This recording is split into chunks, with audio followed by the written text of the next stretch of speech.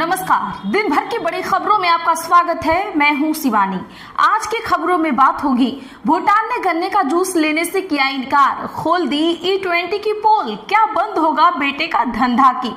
वहीं भाजपा को बड़ा झटका, एमएलए को 4 साल जेल जाएगी विधायकी की, और बड़े एक्शन की तैयारी में सुप्रीम कोर्ट, क्या बैलेट पेपर से होंगे चुनाव की। वहीं राम मंदिर के बाद अब केदारनाथ बद्रीनाथ में चढ़ावा चोरी, मित्रों की कमाई के खुलने लगे राज की। और खबर के अंत में बात होगी, तेहरान में सड़क पर लाखों लोग, भौचक्की रह गई पूरी दुनिया की। इसी के साथ आज दिन भर की इससे बड़ी और प्रमुख खबरों को जानेंगे विस्तार से। उससे पहले एक नजर सुर्खियों पर। पीएम बोले, भारत सबसे बड़े ऊर्जा संकट से उबरा, 2000 रुपए तक पहुंच सकती थी घरेलू सिलेंडर की कीमत, राजस्थान रिफाइनरी का किया उद्घाटन। दिग्विजय करेंगे उज्जैन से अयोध्या तक 1000 किलोमीटर पदयात्रा, राम मंदिर चंदे का हिसाब मांगेंगे, कोर्ट में करेंगे केस, सोशल मीडिया नहीं चलाएंगे। राम मंदिर प्रकरण पर भाजपा पर बरसे मंत्री विक्रमादित्य, बोले जिन भगवाधारियों ने प्रभु राम को नहीं छोड़ा, वे हिमाचल की जनता को कहां से छोड़ेंगे। ममता बनर्जी को एक और बड़ा झटका, प्रदेश अध्यक्ष चंद्रिमा भट्टाचार्य ने पार्टी के सभी पदों से दिया इस्तीफा। 6 जुलाई से 3 देशों के दौरे पर जाएंगे पीएम मोदी, राष्ट्रपति प्रबोवो के न्योते पर जाएंगे इंडोनेशिया। जेट सिक्योरिटी वापस लेने पर बोले लालू सरकार बैकफुट पर है, कहा मेरे साथ अन्याय हुआ, बंगला विवाद के बीच घटाई गई थी लालू और राबड़ी की सुरक्षा। 15 को बिहार आ रहे राहुल, सम्राट से कैसे निपटेंगे। 19 से 6 सीट पर सिमटी पार्टी, कांग्रेस को खड़ा करने के लिए 5 चुनौतियां सामने आई। बीजेपी अध्यक्ष नितिन नवीन ने रोड शो में तलवार लहराई, मुस्लिम महिलाएं भी हुई शामिल, बुलडोजर से पहनाई 25 फीट की माला। पंजाब कांग्रेस में टूट का डर, हाईकमान अलर्ट, दिल्ली से पूर्व सीएम चन्नी को बड़े फैसले से रोका, प्रधान वड़िंग बोले पिछला चुनाव लड़े नेताओं को टिकट नहीं मिलेगा। नीतीश कुमार के लिए भारत रत्न की मांग, पटना में लगाए गए पोस्टर, निशांत को बताया future leader of Bihar, mission विकसित बिहार 2040 का भी किया जिक्र। ट्रिपल इंजन सरकार, बोर्ड सीट और चंदे की चोरी में लगी है, जयराम रमेश ने केंद्र सरकार पर लगाए कई आरोप। राम मंदिर चोरी को लेकर शंकराचार्य बोले चंपत राय को जनता पीटेगी, गोपाल राव को फ्लाइट में देख चढ़ावा चोर के लगाए नारे, ट्रस्ट ने बैठक का एजेंडा किया जारी। एथेनॉल के विरोध पर सरकार बोली यह जांची परखी साइंटिफिक प्रोसेस, इसे पेट्रोल में मिलाने की ग्लोबल प्रैक्टिस अपनाई, टॉप एजेंसियां भी टेस्ट कर चुकी हैं। जुलाई से 13 अगस्त तक चलेगा संसद का मानसून सत्र, राष्ट्रपति द्रौपदी मुर्मू ने दी मंजूरी। भागवत बोले 5 महाद्वीपों के लोग आरएसएस से ट्रेनिंग मांग रहे, दुनिया को भारत से सही रास्ता दिखाने की उम्मीद, लेकिन हमें मजबूत बनना होगा। गुरदासपुर सांसद ने उठाए कांग्रेस हाईकमान पर सवाल, बोले जो हो रहा है उसके लिए दिल्ली बैठे लोग जिम्मेदार, वफादारों को इग्नोर करते हैं। मानसून सत्र में यूसीसी विधेयक का आना मुश्किल, सरकार ने 26 जुलाई तक बढ़ाया यूसीसी कमेटी का कार्यकाल, 24 को खत्म हो जाएगा विधानसभा सत्र। गोवा की स्वास्थ्य व्यवस्था पर केजरीवाल का जुबानी वार, बोले पंजाब मॉडल करेंगे लागू, हर परिवार को मिलेगा 10 लाख का हेल्थ इंश्योरेंस।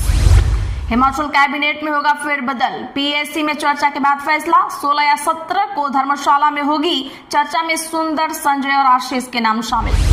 सेंसेक्स 261 अंक छोड़कर 77,764 पर हुआ बंद, निफ्टी में भी 95 अंकों की तेजी रही।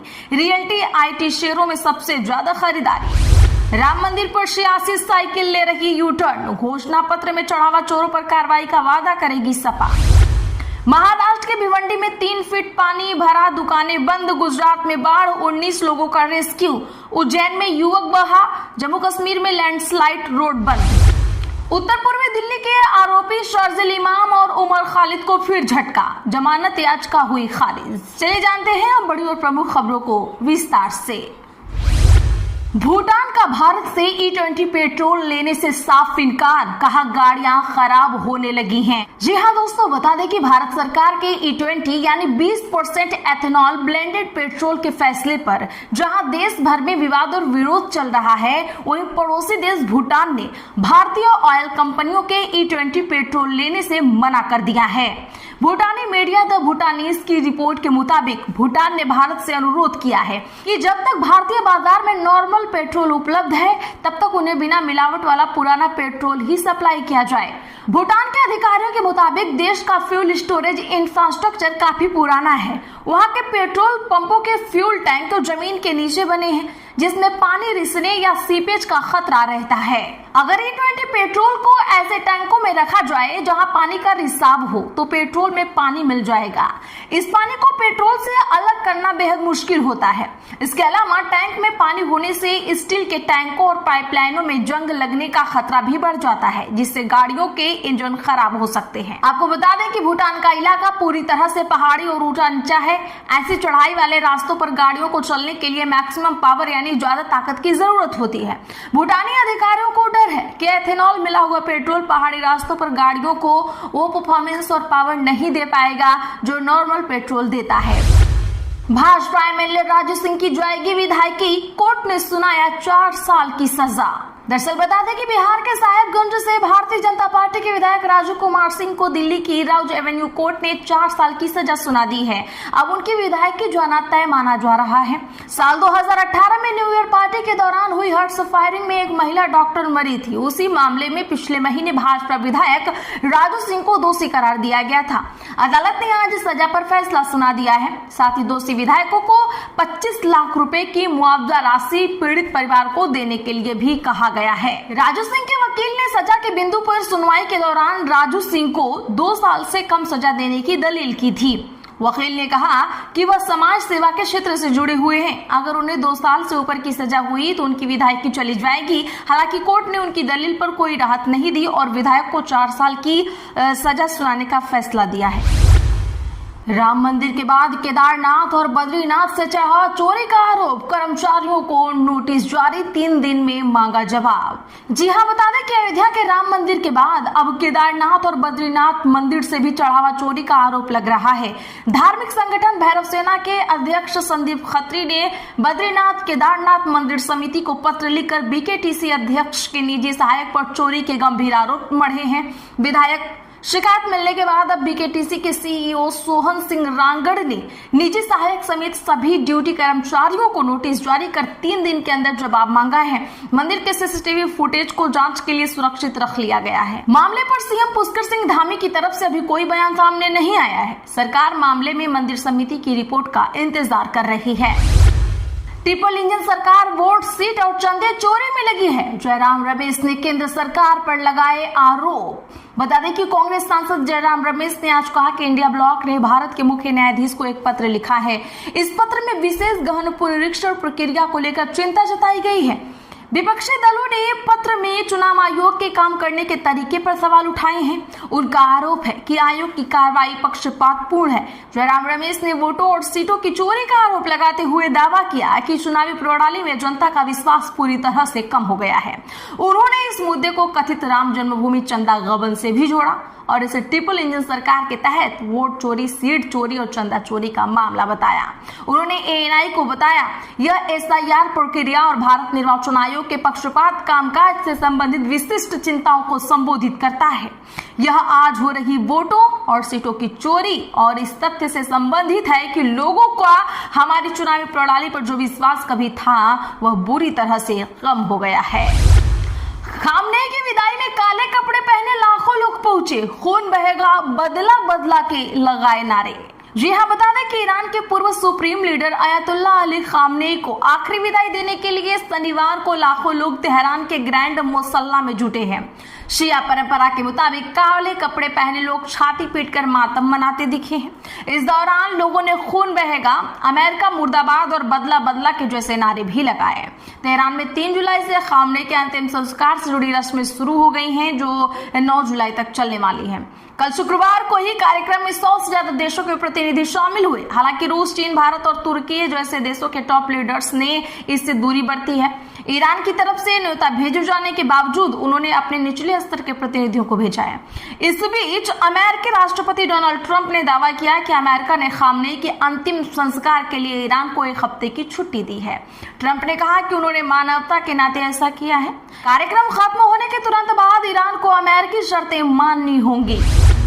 इंडिया ब्लॉक का आरोप, चुनावों में धांधली हुई, बैलेट पेपर से वोटिंग पर हो विचार। विपक्षी दलों के गठबंधन इंडिया ब्लॉक ने भारत के मुख्य न्यायाधीश को एक संयुक्त पत्र लिखकर चुनाव आयोग की निष्पक्षता पर सवाल उठाए हैं और चुनाव प्रक्रिया में हस्तक्षेप की मांग की है।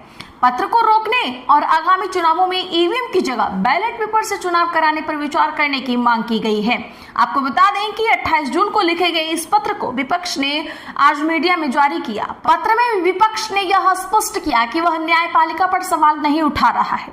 पत्र जारी करते हुए कांग्रेस के महासचिव के.सी. वेणुगोपाल ने कहा, हमारे देश में चुनावी लोकतंत्र को सबसे गंभीर खतरा है। पारदर्शिता के हित में और इस उम्मीद में कि सर्वोच्च न्यायालय चुनाव प्रक्रिया की निष्पक्षता, जवाबदेही और उसमें विश्वास बहाल करने के लिए तत्काल आवश्यक ठोस कदम उठाएगा, मैं यह पत्र जारी कर रहा हूँ। तो दर्शकों, क्या लगता है, इस पर सीजेआई कोई एक्शन लेंगे? कमेंट जरूर करिए।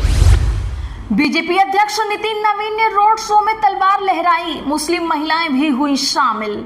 बता दें कि भाजपा के राष्ट्रीय अध्यक्ष नितिन नवीन ने लखनऊ में रोड शो किया। एयरपोर्ट से भाजपा प्रदेश मुख्यालय तक 18 किलोमीटर लंबा रोड शो सुबह 11:30 बजे से शुरू हुआ और दोपहर 1:45 बजे तक समाप्त हुआ। एयरपोर्ट से निकलने के बाद वह प्रदेश अध्यक्ष पंकज चौधरी के साथ विशेष रथ पर सवार होकर रोड शो के लिए रवाना हुए। इस दौरान मनमाफिक भीड़ नहीं दिखी। रास्ते में सिर्फ कार्यकर्ता और विभिन्न सामाजिक संगठनों ने उनका स्वागत किया है। कार्यकर्ताओं ने फूल मालाओं से उनका स्वागत किया और जमकर नारेबाजी की। भाजपा और ओबीसी मोर्चा ने उन्हें क्रेन की मदद से 25 फीट की विशालकाय माला पहनाई। दिग्विजय करेंगे उज्जैन से अयोध्या तक 1000 किलोमीटर पद यात्रा, राम मंदिर चंदे का मांगेंगे हिसाब। जी हां, बता दें कि उत्तर प्रदेश के अयोध्या में श्री राम मंदिर निर्माण के लिए जुटाए गए चंदे में कथित अनियमितताओं के आरोप को लेकर पूर्व मुख्यमंत्री दिग्विजय सिंह ने बड़ा ऐलान किया है। भोपाल में मीडिया से बातचीत के दौरान उन्होंने कहा, 2 अक्टूबर से उज्जैन के महाकाल मंदिर से अयोध्या स्थित राम जन्मभूमि तक 1000 किलोमीटर की पद यात्रा हम शुरू करेंगे।